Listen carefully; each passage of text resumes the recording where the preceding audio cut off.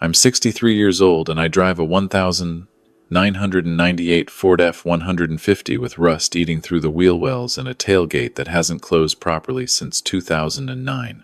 The paint, what's left of it, is sun-faded to a color somewhere between gray and sadness. When I pull up to job sites wearing my Carhartt jacket with the ripped pocket and work boots held together with glue, people look at me with pity. When I tell them I do odd jobs, handyman work, fix things that need fixing, they nod with understanding.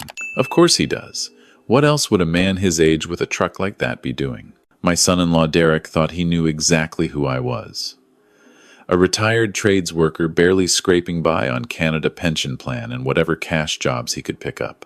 A man who lived in a 900 square foot bungalow in Forest Lawn, the kind of neighborhood in southeast Calgary where people don't ask too many questions. A man who needed help, whether he admitted it or not. What Derek didn't know was that the gleaming office tower on 4th Avenue Southwest, where he worked his corporate banking job, I owned it. The luxury condo building in Eau Claire, where he and my daughter Michelle lived, paying $3,400 a month in rent. I owned that too, along with 2 strip malls in the suburbs, a warehouse complex near the airport, and a portfolio of commercial properties that any accountant would value at roughly $47 million. But Derek didn't know any of this. Michelle didn't either. And I'd kept it that way for 28 years. It started on a Thursday afternoon in October. I was in my bungalow, the one I'd bought in 1987 for $63,000, and never bothered to renovate beyond what was necessary. The kitchen still had the original oak cabinets, now yellowed with age.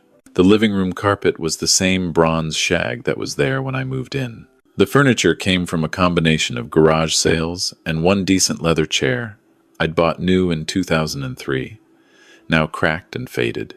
People see what they expect to see. I learned that lesson when I was 35 years old, fresh off my first major property investment, watching supposedly smart people dismiss me because I showed up to meetings in work clothes instead of a suit. My phone rang. Michelle.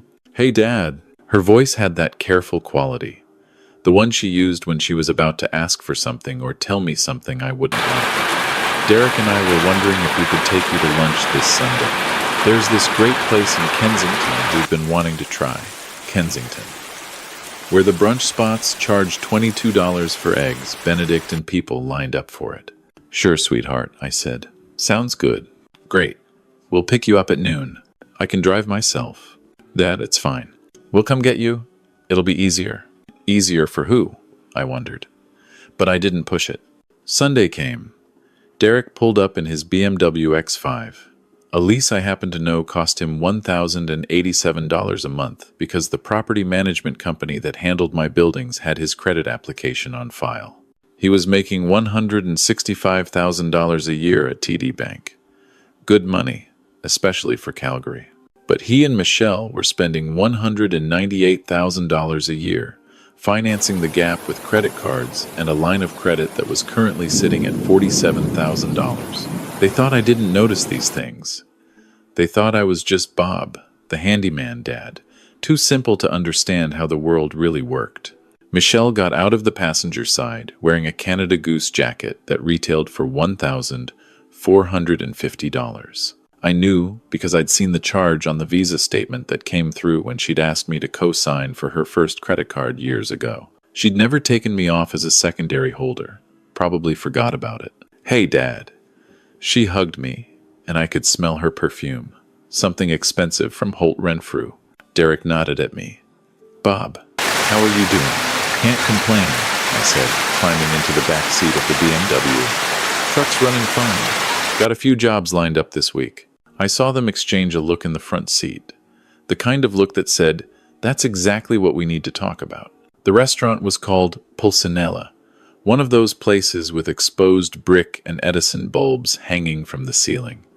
The menu was in Italian on one side, English on the other. The cheapest thing I could find was a sandwich for $18. Order whatever you want, Bob, Derek said, not looking up from his menu.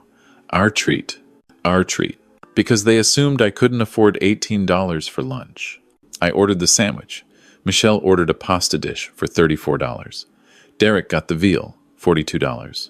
The waiter brought water with lemon slices and cucumber. Derek leaned back in his chair, the picture of success in his fitted dress shirt and designer jeans. "So, Bob," he said, "Michelle and I have been talking, and we wanted to discuss something important with you." I sipped my water. "Okay." Michelle put her hand on Derek's arm, her signal for him to be gentle. I'd seen her do it 100 times. "Dad, we're concerned about you," she said. "You're 63 now, and you're still doing physical labor, climbing ladders, fixing things. What if you fall? What if you hurt yourself?" "I'm careful," I said.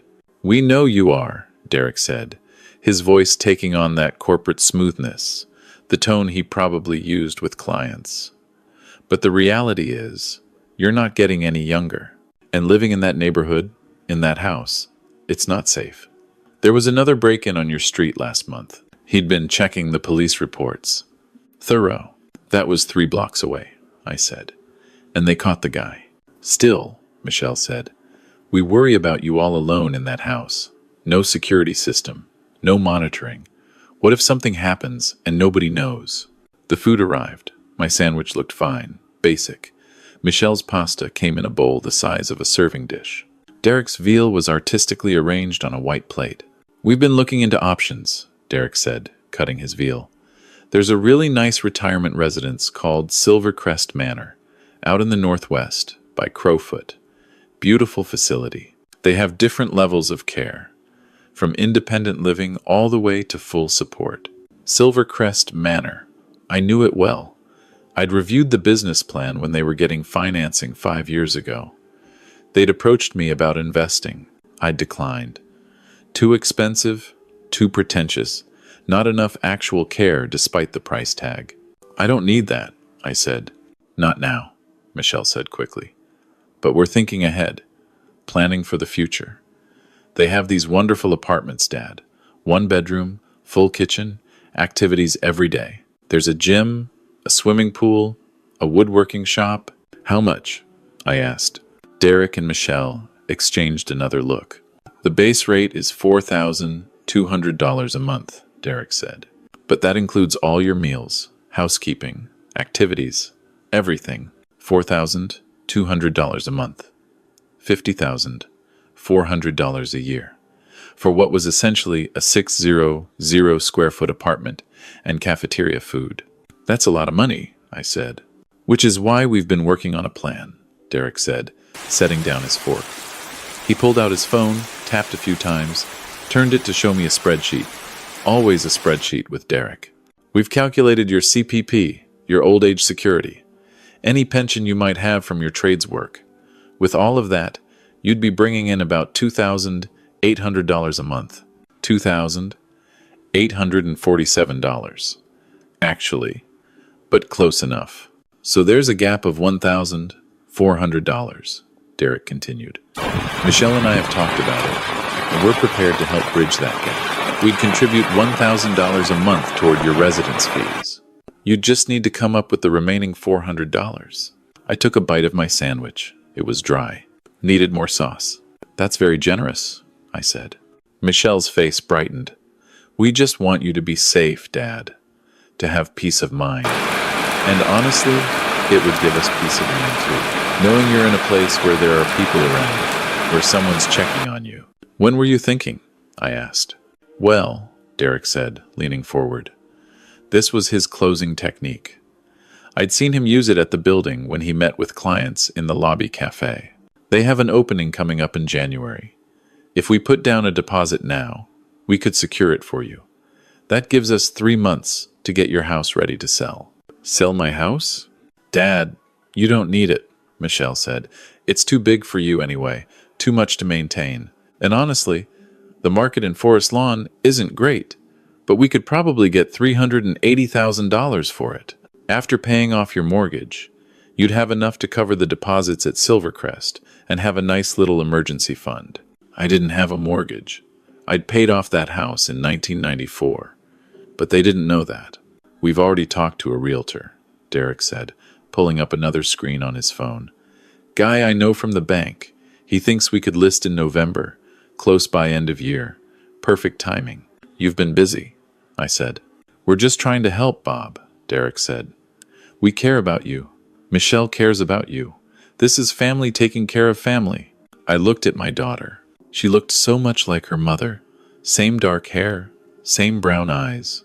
Sarah would have seen through this in a heartbeat. But Sarah had been gone for 12 years now, and Michelle had been 24 when her mom died, still figuring out who she was. Let me think about it, I said. Derek's jaw tightened slightly. Not the answer he wanted. Dad, the deposit is due by the end of the month, Michelle said. It's $5,000 to hold the spot. If we wait too long, someone else will take it. Then someone else will take it, I said. I need to think about it. The rest of lunch was quieter. Derek talked about work, about how the bank was restructuring, about his performance reviews. Michelle talked about her job at the dental office, about her friend's wedding in Phoenix next month. Neither asked me about my work, my jobs, my life. When Derek dropped me off, Michelle walked me to the door. Dad, I know this is a big change, she said, but Derek and I really think it's the right move. You deserve to enjoy your retirement, not worry about fixing toilets and climbing on roofs. I'll think about it, sweetheart, I said. That night, I sat in my cracked leather chair and thought about it. I thought about how Derek had referred to it as my situation, how they'd made all these plans without asking me what I wanted, how they'd calculated my income down to the dollar, made spreadsheets, talked to realtors, how they saw me as a burden that needed managing. I pulled out my phone and called my lawyer, Margaret Chen. She'd been handling my legal work for 19 years, ever since she'd set up the corporation structure that held my properties. Bob, she answered. Bit late for you. Everything okay? Quick question, Margaret. If someone wanted to put me in assisted living against my will, could they? Silence on the other end. Then, has someone threatened that? Not threatened, strongly suggested. With a plan, do you have a power of attorney set up? Yes. You drew it up in 2018. Names you as attorney for property, my brother William for personal care. Then no, they can't force you into anything unless you're deemed mentally incapable, which would require medical assessment. Who's pushing this? My son-in-law. Margaret knew Derek. She'd reviewed his lease application, the one with the financial issues. The same. Bob, you want my professional advice. Always. Document everything. Keep records of conversations, and consider whether it's time to have a family meeting about your actual situation. I know you've enjoyed your privacy, but sometimes secrets create more problems than they solve. I'll think about it, I said. I thought about it for the next week. Derek called twice. Michelle called 4 times. The message was always the same. The deadline for the deposit was approaching. They needed an answer. This was the best thing for everyone. On the 7th day, I called Michelle. Let's have dinner, I said. Your place. Saturday night. I'll bring dessert. Oh, Dad, we'd love to, but we're actually pretty busy this weekend. Michelle, Saturday. Your place. 6 o'clock. Something in my voice made her pause. Okay, Dad. Saturday at 6. Saturday came. I put on my good jeans, the Levi's without the paint stains, and a flannel shirt I'd ironed. I stopped at Crave Cupcakes and bought a dozen of the expensive ones, $58 for the box. I drove my F-150 to Eau Claire, parked in the visitor parking. The condo building was called the Waterford. 23 floors of glass and steel, built in 2019. Construction budget, $47 million. I knew because I'd approved every invoice. I took the elevator to the 14th floor, Unit 1407, 3000. $400 a month for 1,100 square feet. They'd been here for 2 years. Derek answered the door.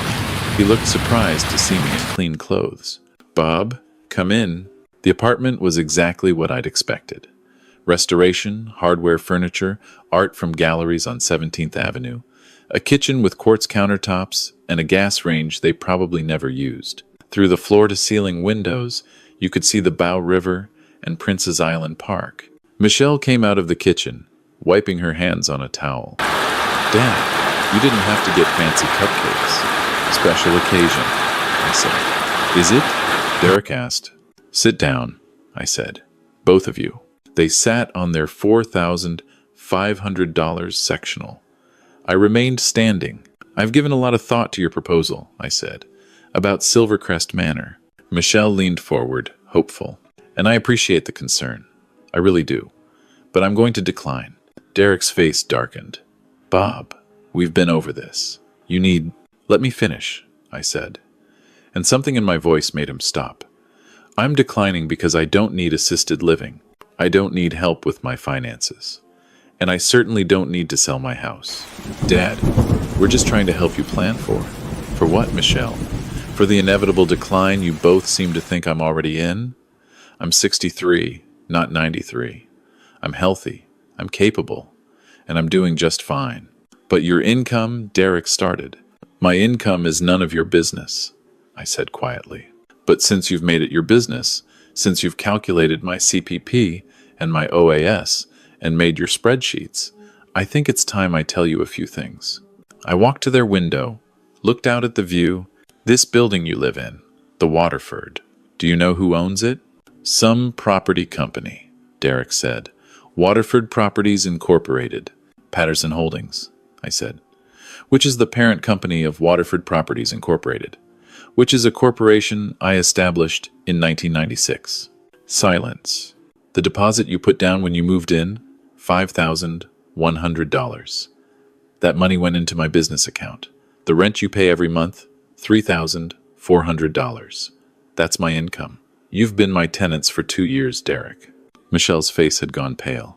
Dad, what are you? The office building downtown where Derek works. The one on 4th Avenue. Patterson Tower. 22 floors. Built in 2009. I own that too. In fact, Derek, the lease your bank signed in 2017 for the entire 16th floor, $67,000 a month. I approved that lease. You've been paying me rent at work and at home. Derek stood up. That's not possible. You're a handyman. You drive a 1998 F-150. Yes. Bought it used in 2003 for $8,700. Runs fine. Why would I spend money on something new when this does exactly what I need it to do? I turned to face them. I also own Marlborough Mall, the strip mall on 17th Avenue in Marlborough, the industrial complex near the airport, Patterson Distribution Center, and a handful of other properties throughout Calgary. My accountant values the portfolio at $47 million. Could be worth more if I sold, but I'm not selling. The properties generate approximately $380,000 a month in rental income after expenses. That's $4.56 million a year. Michelle was crying now. Derek just stared. So when you suggested I needed help with money, when you calculated that I needed your $1,000 a month to afford Silvercrest Manor, when you planned to sell my house, you weren't helping me. You were helping yourself feel like you were in control of something, like you had power over the struggling old man. Bob, I didn't. Derek's voice had lost all its corporate smoothness. You didn't know, I said. I understand that, but you should have asked. You should have had a conversation instead of a intervention. You should have treated me like a capable adult instead of a problem to be managed. Dad, why didn't you tell us? Michelle asked through her tears. Why did you let us think? Because when your mother died, you were 24 years old. You were grieving and lost, and I wanted to protect you from people who might see you as a meal ticket. I wanted you to find your own way, make your own choices, not be influenced by money, and I wanted to see who you'd become, what you'd value, without the pressure of wealth. I sat down in the chair across from their sectional, but I realize now that keeping it secret created its own problems. It made you think I needed saving when I was doing just fine. It made you patronize me, pity me, and that's my fault. The house in Forest Lawn, Michelle said softly. You could afford to live anywhere. I could, but I bought that house when your mother was pregnant with you. We brought you home from the hospital to that house. She died in the bedroom upstairs. Every room has a memory of her. Why would I leave that? Oh, Dad. Michelle moved to sit beside me, taking my hand. I'm so sorry. We were so stupid. Not stupid, I said. Just presumptuous. There's a difference. Derek remained standing, his face unreadable. Then he said, I need to ask you something, and I need you to be honest with me. Okay. Are we about to be evicted? As punishment? I looked at him for a long moment. Derek, why would you think that? Because I insulted you. I patronized you. I treated you like you were incompetent. If I were you, I'd want revenge. If I wanted revenge, I'd have evicted you the moment you started calling my house a situation. But I don't want revenge. I want you to learn something. What? That the appearance of wealth isn't wealth. You make $165,000 a year. That's excellent money. But you spend $198,000. You lease a BMW you can't afford. You live in a condo that stretches your budget. You carry $47,000 in debt that charges you 19.9% interest. You're wealthy on paper and broke in reality. Derek sat down slowly. How do you know all that? Because I pay attention. Because I've been where you are, young and successful, and thinking that looking the part was the same as being the part. I learned the hard way that it's not. What would you do? He asked. If you were me, I'd move to a cheaper place. There's a nice 2-bedroom in Sunnyside, one of my buildings, $2,200 a month. I'd sell the BMW, buy a used Honda. I'd put every extra dollar toward that credit card debt until it's gone. And then I'd start saving, actually building wealth instead of performing it. That sounds like a massive downgrade, Derek said. It sounds like freedom, I replied. Right now, you're trapped. You can't leave your job because you need the income. You can't save because you're spending everything. You can't invest because you're in debt. You're a slave to your lifestyle. Is that really wealth? Michelle looked at Derek. He's right. We've been stressed about money for 2 years. We fight about it constantly. There's a 2-bedroom available in the Sunnyside building starting December 1st, I said. If you want it, it's yours. Market rate, same as any tenant. No special treatment, but no penalty either. Your choice. And if we stay here? Derek asked. Then you stay here. I'm not going to force you to move. I'm offering you an option that might make your life easier. What you do with that option is up to you. We sat in silence for a while. Then Michelle said, Dad, I need to know something. Anything. When I got married, you gave us $5,000 as a wedding gift. Could you have given us more? I could have given you $500,000.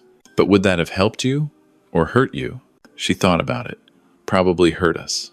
We would have spent it. Exactly. The best gift I could give you wasn't money. It was the opportunity to build your own life, make your own mistakes, learn your own lessons. Money would have short-circuited all of that.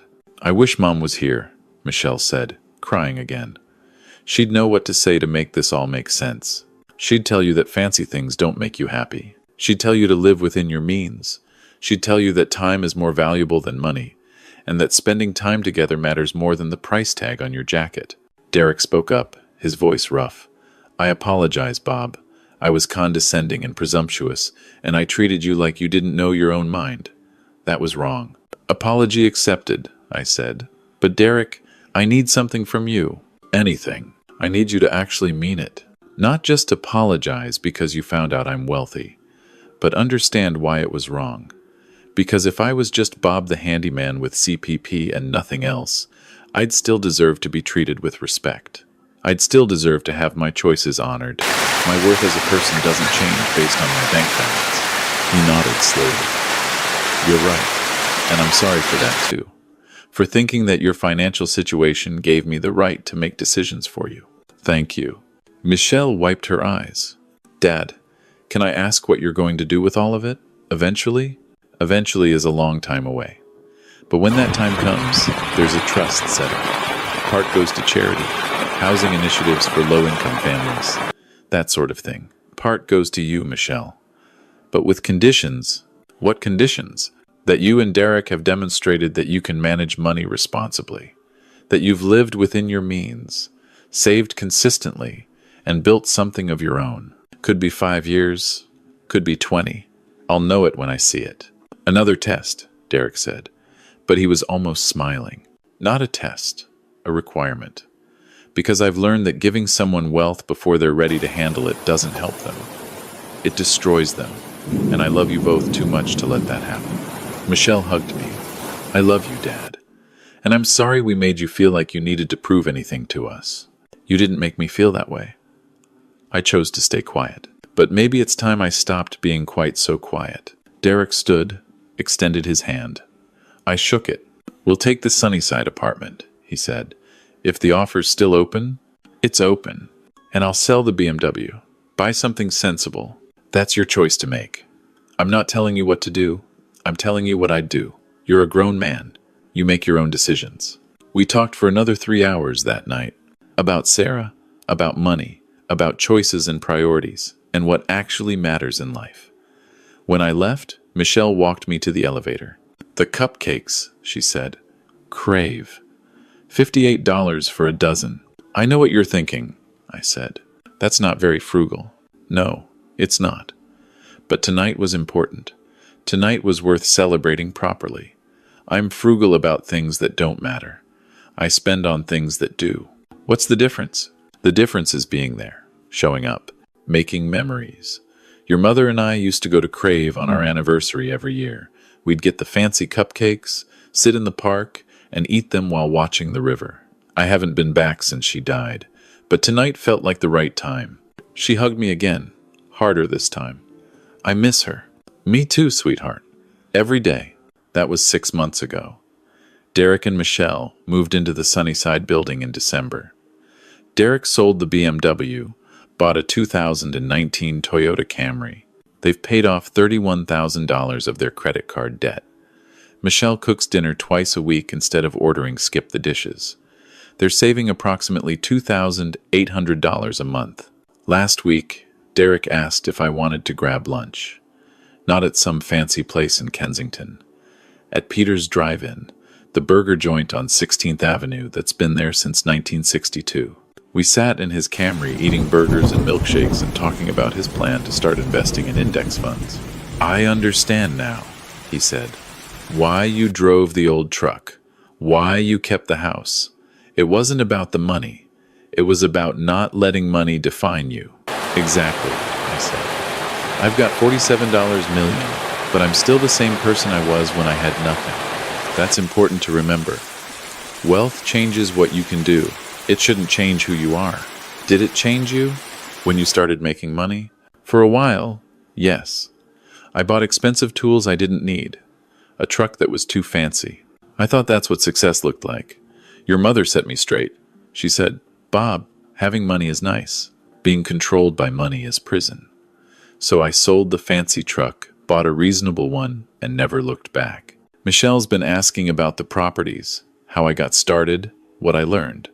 Last month I took her through Patterson Tower, showed her the mechanical rooms, the roof, the bones of the building. It's not glamorous, she said. No, it's concrete and steel and HVAC systems and tenant complaints. But it's real. It produces value. It houses businesses, creates jobs, generates income. That's what wealth actually is. Not the BMW, not the designer jacket. This. I'm 63 years old and I still drive a 1,998 Ford F-150 with rust on the wheel wells. I still live in a 900 square foot bungalow in Forest Lawn. And I still do handyman work, not because I need the money, but because I like fixing things, solving problems, working with my hands. People still see what they expect to see. But now, the people who matter, my daughter and her husband, they see me. Not Bob, the struggling retiree. Not Bob, the millionaire landlord. Just Bob, Dad. A man who built something quietly, lived modestly despite having plenty, and tried to teach the next generation that wealth without wisdom is just numbers in an account. The greatest gift I can give Michelle isn't the $47 million she'll inherit someday. It's teaching her that she doesn't need it to be happy, successful, or complete. That the best things in life, the things Sarah and I learned together, can't be bought. Time, love, integrity, the ability to sleep well at night knowing you lived within your means and treated people with respect. Those are worth more than all the commercial real estate in Calgary. And if you understand that, you're already wealthy, regardless of your bank balance.